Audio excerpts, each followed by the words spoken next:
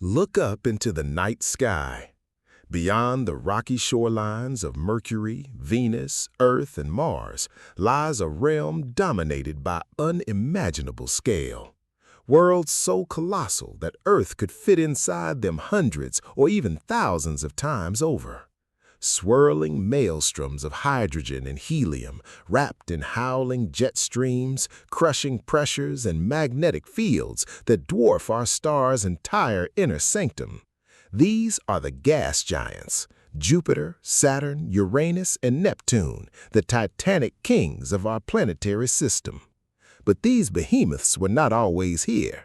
4.5 billion years ago, there were no rings, no great red spot, and no giant globes sweeping through space. There was only darkness, cold, and a swirling storm of cosmic debris.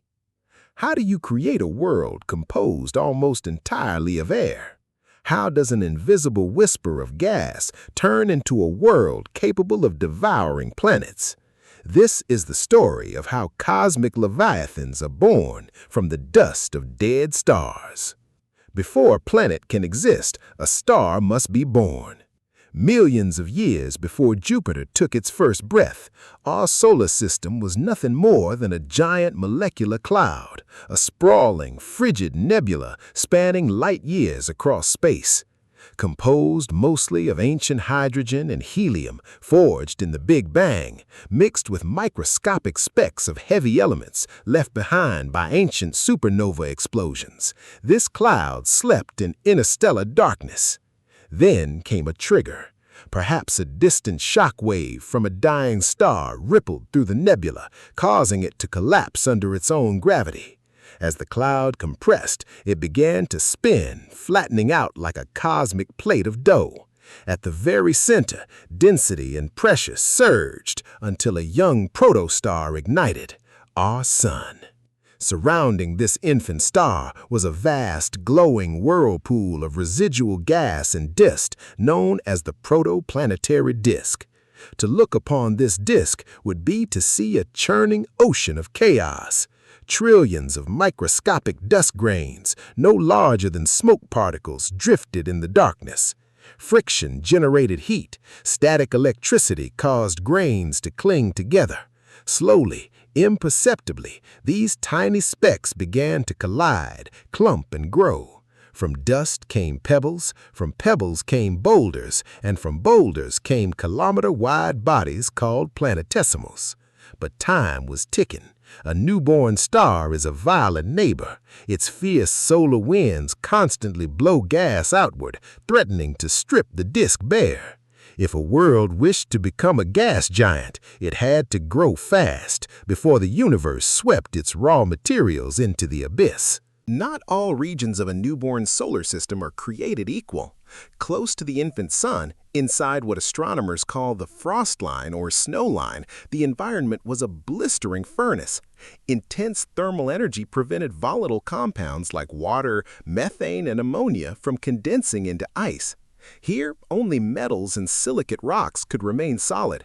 Because heavy elements make up less than 1% of the cosmos, the inner planets, Mercury, Venus, Earth, and Mars, were forced to build themselves from a meager supply of rock and metal. They were condemned to remain small, dense, and rocky. But beyond the frost line, roughly 3 to 4 times farther from the sun than Earth is today, everything changed. In these deep, frigid shadows, temperatures plummeted below 150 degrees Celsius. Here, water vapor did not just cool, it froze solid into vast clouds of glittering ice crystals. Methane and ammonia locked into icy sheets. Suddenly, the available building material expanded by a factor of 10. Ice was plentiful, sticky, and abundant. Where inner planetesimals were battling over scarce scraps of rock, outer planetesimals found themselves floating in a blizzard of cosmic building blocks. Ice grains stuck together far more efficiently than dry rock. Like snowballs rolling down a mountain, icy planetesimals grew at a staggering rate. The frost line was the cosmic boundary that divided the inner worlds of rock from the outer monsters of gas. With ice in endless supply, the race to build a leviathan reached a frantic pace. This dominant process of gas giant formation is known as core accretion. It begins in silence as millions of icy planetesimals hurtle through the gas disk. When two planetesimals cross paths, their mutual gravitational pull gently tugs them closer, pulling them into catastrophic collisions. As the seed planet grows, its gravitational field expands exponentially. It begins to clear out its orbital lane, sweeping up billions of tons of ice and rock every single second. Astronomers call this phase runaway accretion. The growing core acts like a cosmic vacuum cleaner, pulling in surrounding material from millions of miles away. For a terrestrial planet like Earth, this process slows down once the nearby rocky debris is exhausted, capping its growth at a modest size. But an embryo growing beyond the frost line has no such limit. It continues to feed until it hits a critical, terrifying milestone. A rocky, icy core reaching 10 to 15 times the mass of the entire planet Earth. At this exact threshold, something fundamental changes. A core of 10 Earth masses possesses a gravitational field so intensely strong that it no longer just pulls in solid rocks and ice. It begins to reach out and pull in the surrounding nebular gas itself, the ubiquitous floating atmosphere of hydrogen and helium. The seed had taken root. The stage was set for the birth of a monster. Once the solid core reaches its critical mass, it enters the most dramatic phase of planetary creation, runaway gas accretion. At first, the infant planet gently accumulates an extended envelope of atmospheric gas. This gas sits in hydrostatic equilibrium. The outward thermal pressure of the gas balances the inward pull of the core's gravity. But as the gas envelope grows heavier, its own weight increases the gravitational pull on itself. Then comes the tipping point. The envelope grows so massive that the gas can no longer support its own weight. The atmosphere begins to collapse inward under its own crushing gravity. As it shrinks, it creates a massive pressure vacuum around the planet. What follows is a cosmic feeding frenzy. Nebular gas from the surrounding disk cascades down onto the planet in a continuous, violent torrent. Billions of tons of hydrogen and helium pour into the planet's gravitational well every minute. The planet is no longer just growing, it is undergoing an atmospheric explosion in reverse. In a cosmological eye blink, perhaps just a few 100,000 years, the planet inflates from a bare super-Earth core into a swelling gas giant hundreds of times more massive than Earth. The sheer kinetic energy of falling gas converts into blinding heat. The young planet glows like a mini-star, radiating immense heat into space as its interior compresses gas into exotic, liquid states. Deep within its belly, hydrogen is squeezed so violently that electrons are stripped from their protons, turning the gas into a churning ocean of metallic hydrogen. The leviathan has awakened. For decades, scientists believed core accretion was the only way a gas giant could form. But core accretion takes millions of years, a dangerous timeline when solar winds are constantly threatening to blow the protoplanetary gas away. What if a planet doesn't have time to build a core first? Enter the alternative theory, gravitational instability. In this scenario, gas giant creation does not start from the bottom up with tiny pebbles forming a core. Instead, it happens from the top down in a burst of sheer cosmic violence. If a protoplanetary disk is unusually cold, dense, and massive, the smooth flow of gas can break down. Gravitational forces within the disk overcome the gas pressure and orbital rotation. Clumps of gas begin to coalesce. In a matter of centuries, an instant in cosmic time, an entire region of the gas disk collapses in on itself under its own gravity. Without ever building a solid rocky core first, a massive pocket of gas shrinks, heats up, and condenses directly into a fully formed gas giant. This method produces instant giants, worlds that spring into existence like sudden giant bubbles rising from a boiling cauldron. Whether formed through the slow grinding of core accretion or the sudden shock of gravitational instability, the end result is the same. a titanic sphere of swirling gas dominating its region of space. A gas giant is born into a realm of fluid motion, and its birth rowdily disrupts the delicate balance of the solar system. A newly formed giant planet does not sit peacefully in its original orbit.